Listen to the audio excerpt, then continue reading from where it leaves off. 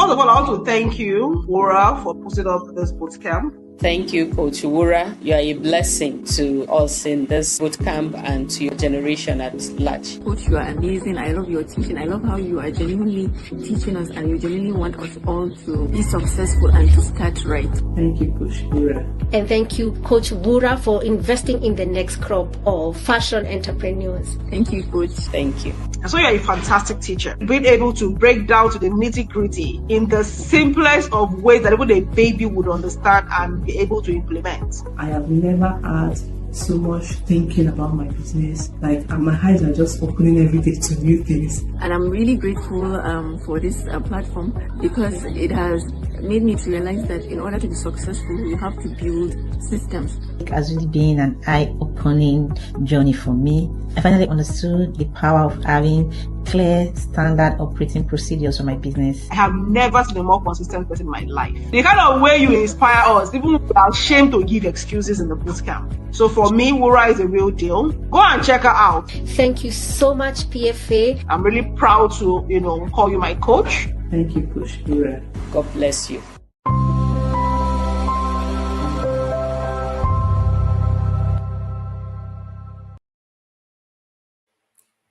Talented but broke?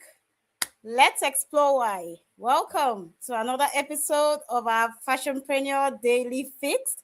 My name is Wura Obaka and I am called your profitable fashion coach. Yes, I am the only one incredibly obsessed about making sure your fashion business is profitable.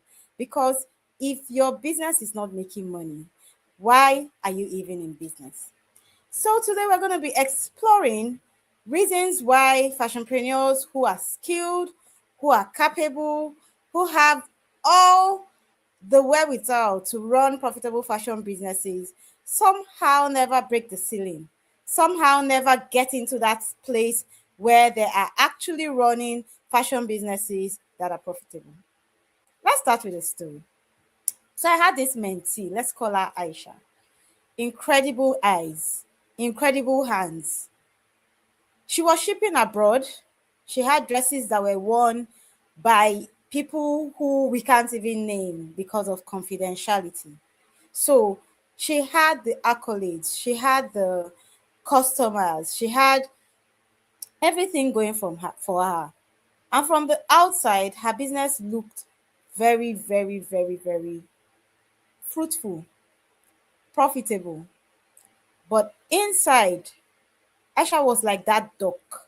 You know when they talk about the swan or the duck and you see the duck on a lake, you can see how they are gliding at the top, but you don't know how much they are paddling underneath.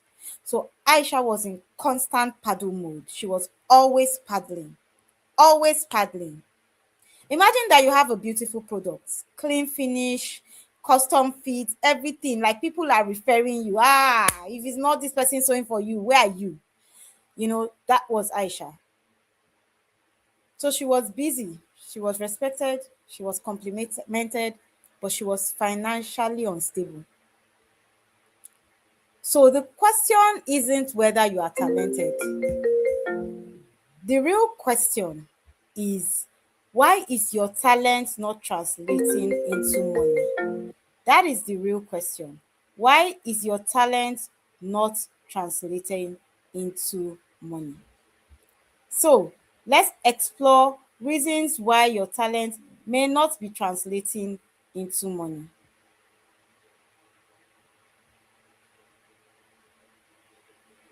All right. So let's keep this short and sharp. Let's start by defining certain key terms. So what do we refer to when we talk about talent? What do we refer to when we talk about talent? When we look at the Bible, it tells us about the parable of the talents, how, a master was going on a journey and he gave his servants talents according to their ability. So I like to refer to talents as your ability to create value. So if you're able to do anything, if you're able to provide any solution that can meet a need and that solution results in the creation of value, then you have a talent. Simply put. So a talent is your ability to create value. An ability to create Value, whether it's in terms of a product or a service which can be exchanged, right? So that is talent. Now, what is income? I like to refer to income as the money that enters into your business, whether it's a formal or informal business, consistently and predictably as a result of that talent. So you have a talent, but then income is what you actually make as a result of this talent. So that's what I would like to refer to income as. Money that comes into your business, whether formal or informal, consistently and predictably as a result of the application of that talent, as the application of that process of creating value. But now, let us define what a business is. A business is a system that converts that value into revenue, into predictable revenue. That's what a business is. So yes, talent creates value, but business systems capture that value. So your talent may make you able to make the most fantastic clothes, design the most fantastic pieces, make the most beautiful fashion accessories, make you sought after. Your talent may make you able to command value because you have something that you're exchanging for valuable consideration. But it is your business systems. What do you have on ground? That's what captures that value. And it is the capturing of that value and compounding of that value over time that eventually results in profitability. And when I talk about profitability, I'm not talking about one small 500,000, 1 million that you brought out of your business. I'm talking about money that solves problems. Not the type that you say, at least I'm not borrowing money to pay for anything in this business. But every day you're begging your husband for one thing or the other that you want to do, or you're going back to your sponsor if you have one, or you're struggling. So I'm talking about, value that you can command, that is consistent, that can build, sustain, and grow your business. Value that can actually grow your business. So talent and income have two differences. I just want us to understand why, understand that distinction. So why are talented designers broke? Why do talented designers stay broke? I'm going to give you 3 reasons on this stream. Just 3. Let's keep it simple. 3 reasons why talented designers stay broke. Reason 1, everything depends on you. You are everything. You are all things to all men and nothing to anybody. If that does not make sense to you, then go back and listen to it. Yes, you are all things to all men and you are nothing to everybody. Everything depends on you. Everything depends on your hand. Everything depends on your memory. Everything depends on your mood. Everything depends on your ability to do it by yourself. So it's that grit, it's that grind. So your talent is doing all the work. And that's the first reason why you are broke. You are talented, but your talent is doing everything. Your talent is doing the heavy lifting.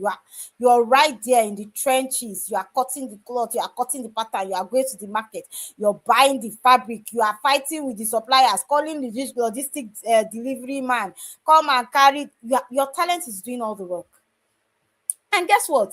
This can even happen even after you have hands. So you can have people employed in your business. So you are not a solopreneur. You are a brand owner, but your talent is still doing all the work.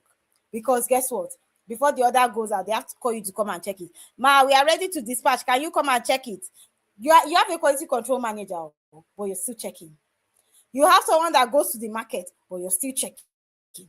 You have someone, so you have not put that system in place that makes sure that these hands that you hired are able to operate independently of you, the founder.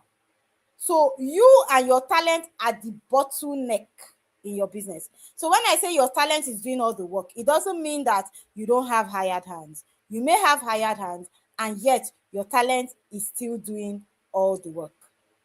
So let's look at reason number 2. Reason number 2, you have no pricing logic. None. There is no method to which you actually apportion prices to the garments that you make. You price according to how you feel, what the customer budget is, or it looks like this one, people might not really buy it. Let me just price it like this. There is no method of pricing that can be applied in a systematic order, whether by you or by the people who you are employing. So when someone asks you, how much is this garment? You say, ma, what's your budget? What's your budget? Just tell me your budget. We can make it work. So you have no pricing logic. That's the second problem. The third problem is that there is no documentation.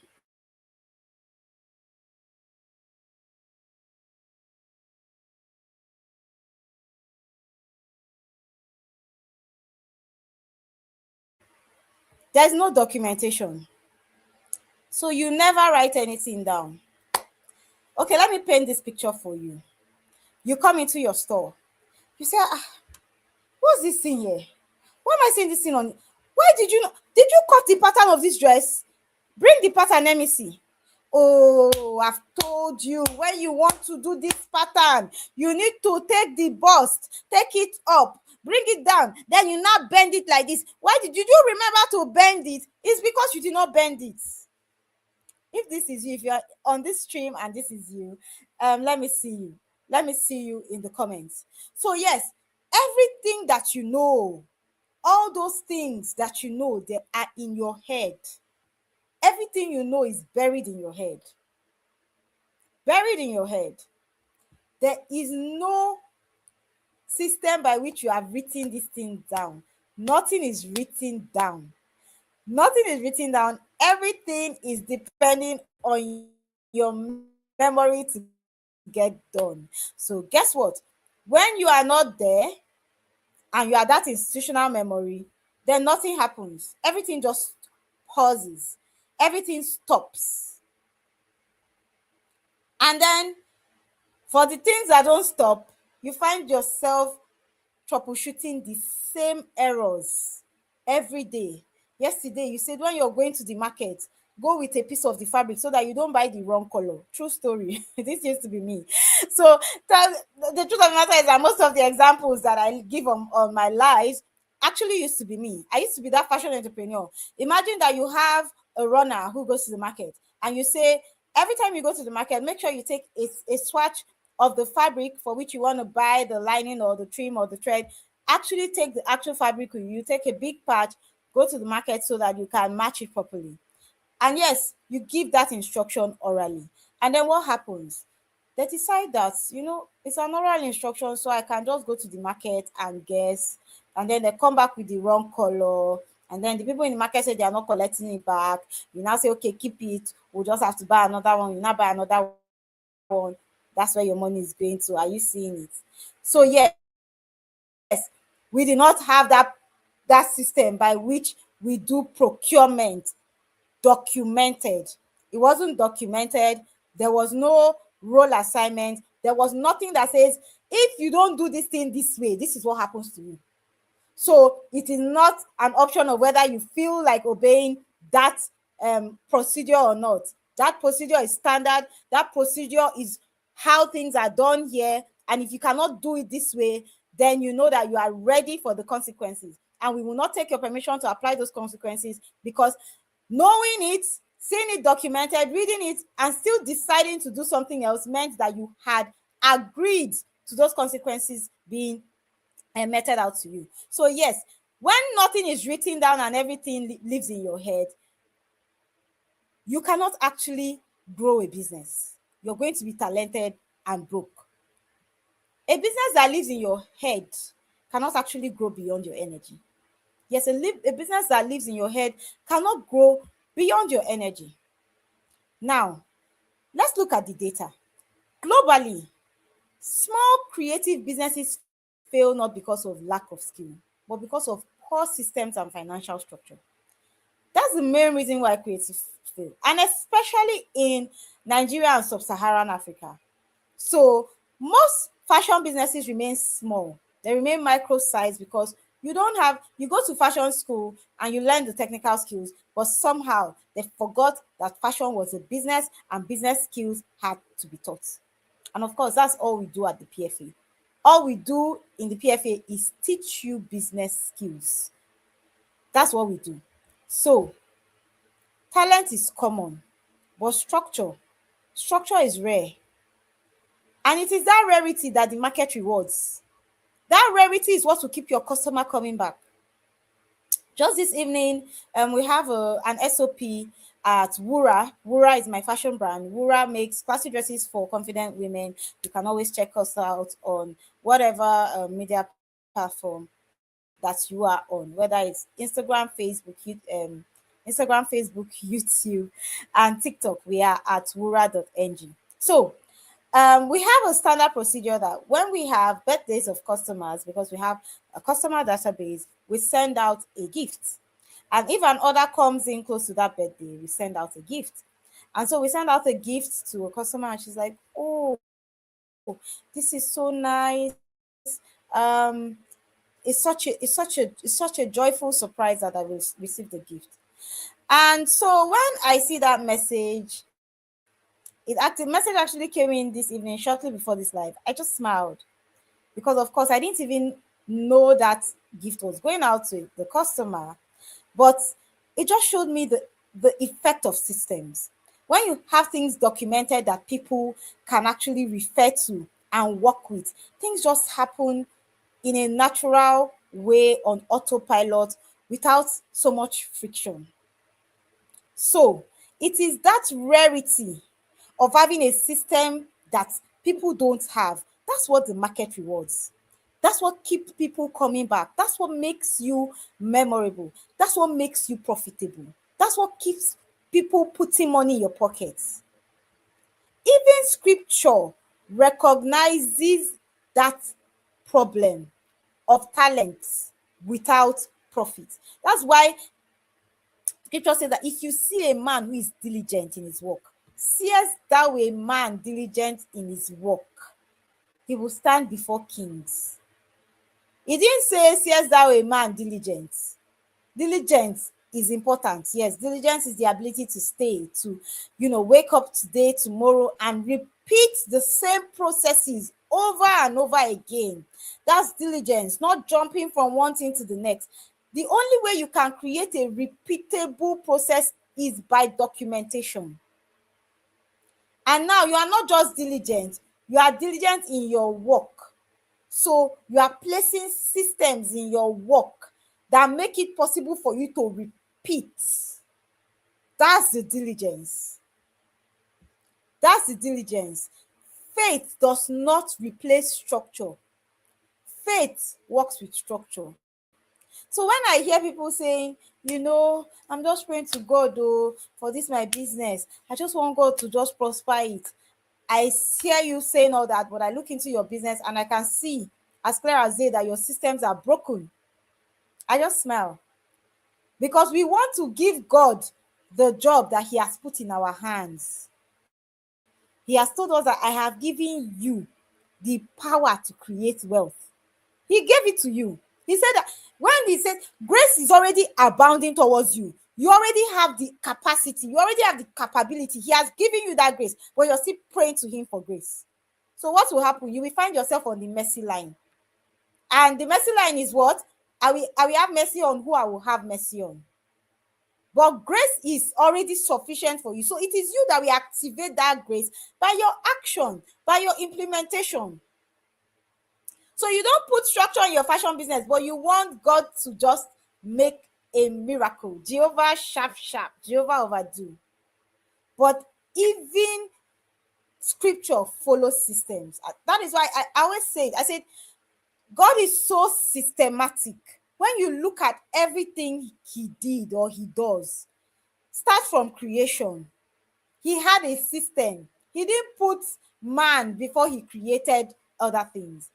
He created in a systematic manner that made things flow naturally from point A to point B.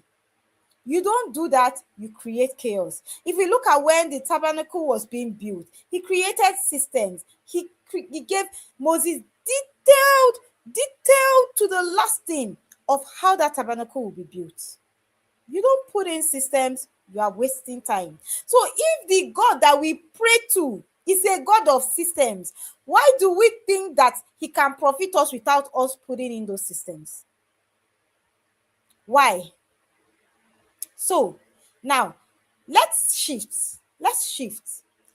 The difference between a talented designer and a profitable one is not more creativity. It is systems. And what have I said systems are? Systems are a predictable way of doing things. Just as simple as that. If you create a predictable way of doing things, you have created a system. So I'll give an example. When my kids wake up in the morning, they say their prayer, they lay their bed, they brush their teeth, they have a bath. They've already picked out the clothes for school the morning, the night before. So they know that they are doing singlets, boxer, clothes, school clothes, shoes, off to breakfast, and then out the door. I don't have to come every morning and be saying, have you done this? Have you done the other one? Have you? So if I didn't have that system that was documented, there's actually a timetable in their room. I will be every morning I'll be shouting at my 5-year-olds. Why is your socks? Where is your but now I don't even know the road by which they get ready for school, because if you're not ready on time, you will stay at home. There's a system. When my son was 2, I noticed he used to have a problem with anger. And I would say when you're angry, number one, live where you are, take in deep breaths 5 times, count 1 to 10. So we had a whole anger management plan.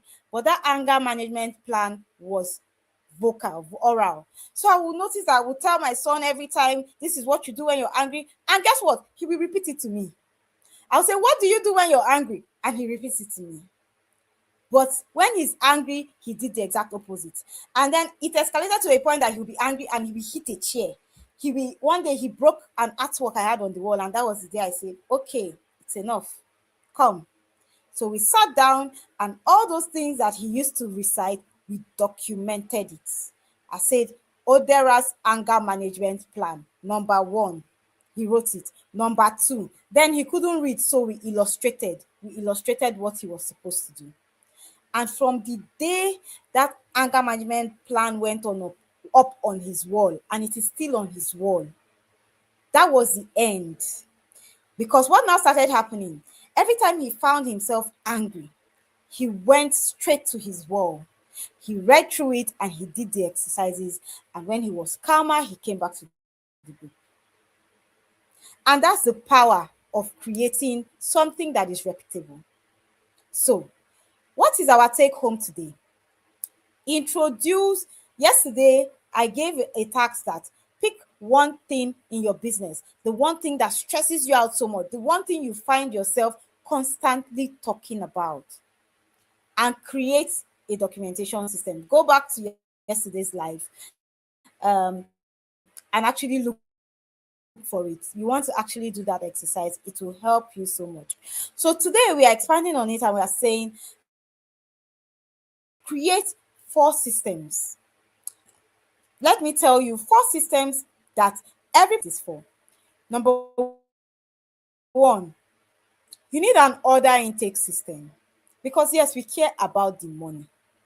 So we know you have technical skills, we know you have wonderful things, but you need an order intake system.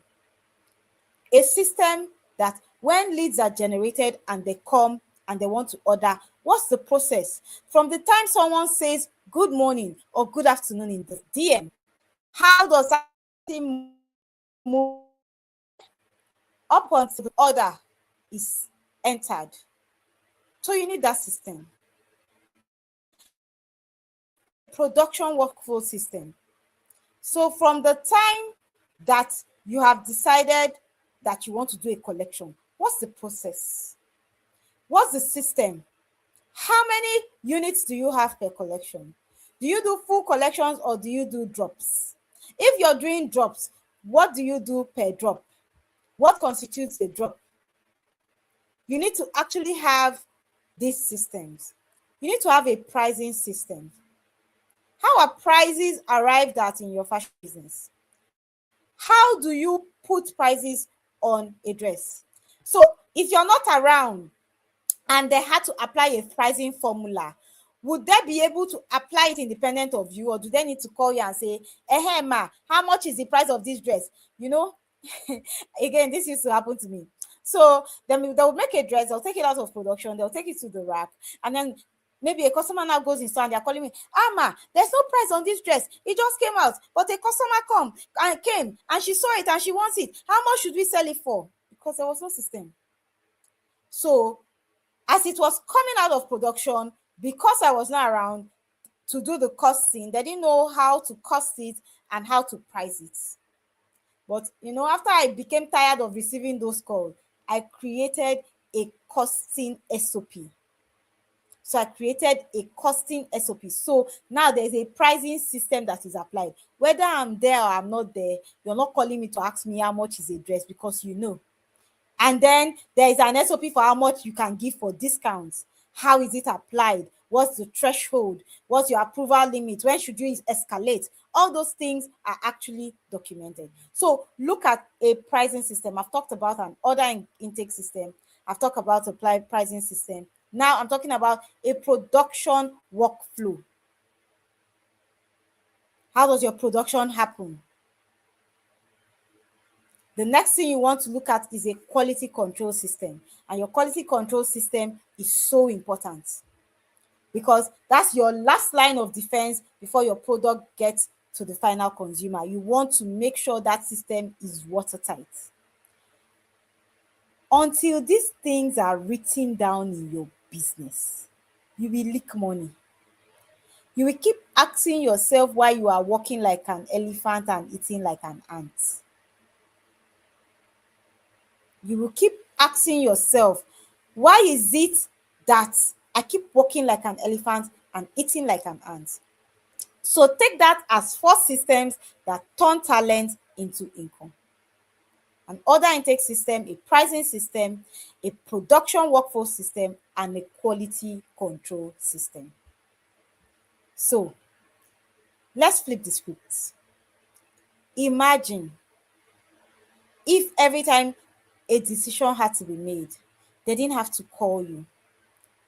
Do you know, I remember when I was always getting calls, like every time my phone is ringing, ma, we need to buy this, we need to do this. I started suffering from decision fatigue and anxiety. When my phone rings, my heart does giggle. And I didn't even know that it was because I had no documentation system. So it wasn't that I didn't know the things to do. It wasn't that there weren't people to do those things, but there was no method by which those things could be applied consistently. There was no documentation system. So the truth is that when you create a system of documentation, your errors will become fewer, your timelines will become clearer, you will have more predictable income. So your talent will not change, but your structure will change the nature of your profitability. So this is why SOPs matter. Everything I have told you this evening is why it is important that you have standard operating procedures for your fashion business. Because operating procedures is not a function of how big a business is. As a matter of fact, I tell my mentees that the best time to put in a standard of operations is when you are small, when things are still within your control, when you are not failing at scale. Imagine that you have a system where you don't do quality control and you have produced 30 pieces. That is failing at scale. Your money has gone fiam once. And it was because you didn't have a system. So the first time and the best time to put a system is as you are starting out. And if you have already started out, you're already in business, but you know that you're having bottlenecks here and there, every time you're still in emergency mode. And this applies whether you're running bespoke or ready to wear. Then it means that you need to go back to the drawing board and say, how do I document? Like, your head is so full. All the things you know, your head is full of knowledge as a founder, but you have not found how to transfer. Repeatability and transference of knowledge happens through standard operating procedures. Because if you don't create SOPs, you will keep bleeding. You will keep bleeding your profits. You will keep wondering where your money is going to. And what is an SOP? An SOP is a written decision. It's really that easy. Let's simplify this thing. An SOP is a written decision. That is, you are saying this thing, oh, this is the process you follow. This is how it happens. It's written down. Nobody has to come to you. When they come to you, you tell them, go back and read it. So an SOP is a written decision framework. What does it do for you? It helps you eliminate guesswork. You take guesswork out of the window. So if you're tired of being talented but not making enough income, if you're tired of walking like an elephant but eating like an ant, then you need to stop relying on memory and start relying on systems.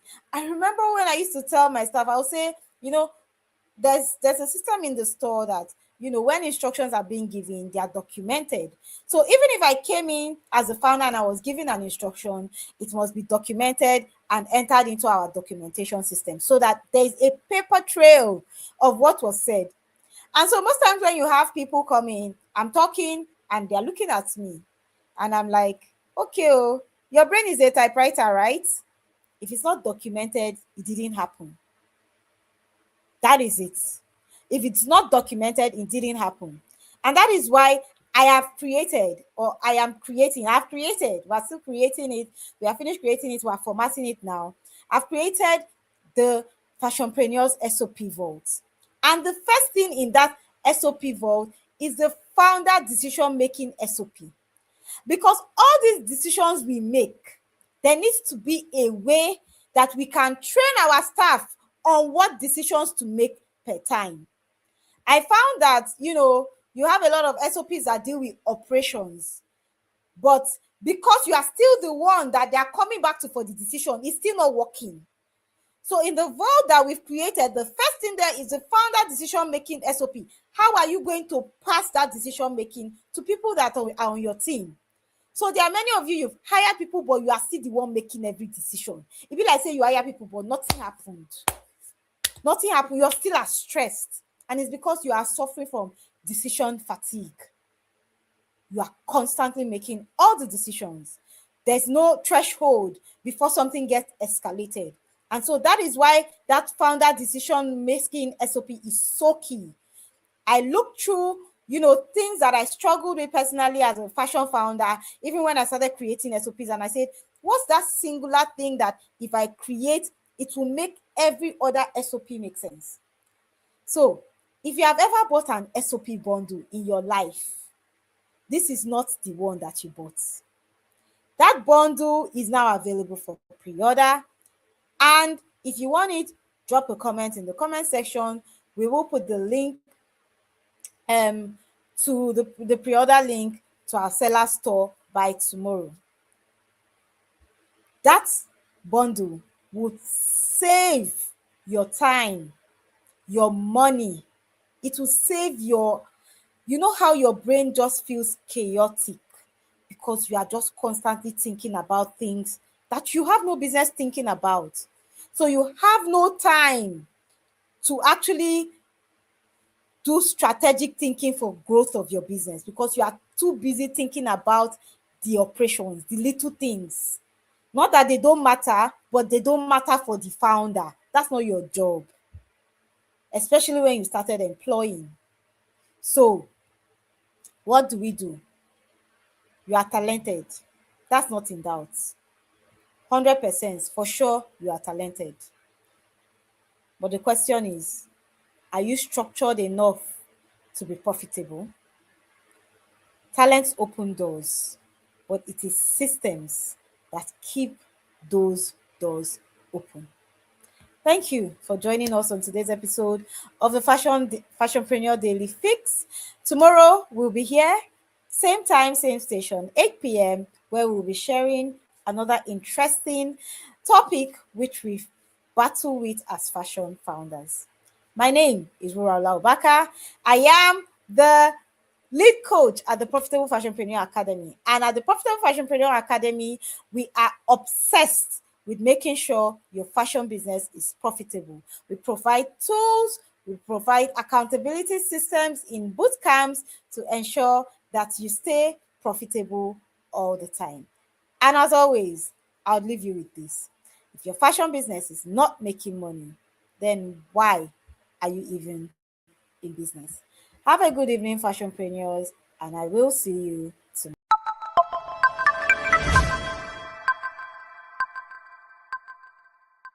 First of all, I want to thank you, Wura, for putting up this bootcamp. Thank you, Coach Wura. You are a blessing to us in this bootcamp and to your generation at large. Coach, you are amazing. I love your teaching. I love how you are genuinely teaching us and you genuinely want us all to be successful and to start right. Thank you, Coach Wura. And thank you, Coach Wura, for investing in the next crop of fashion entrepreneurs. Thank you, Coach. Thank you. And so you're a fantastic teacher, being able to break down to the nitty-gritty in the simplest of ways that even a baby would understand and be able to implement. I have never had so much thinking about my business. Like, my eyes are just opening every day to new things. And I'm really grateful for this platform because it has made me to realize that in order to be successful, you have to build systems. It has really been an eye-opening journey for me. I finally understood the power of having clear standard operating procedures for my business. I have never seen a more consistent person in my life. The kind of way you inspire us, even if we are ashamed to give excuses in the bootcamp. So for me, Wura is a real deal. Go and check her out. Thank you so much, PFA. I'm really proud to, call you my coach. Thank you, Coach Wura. God bless you.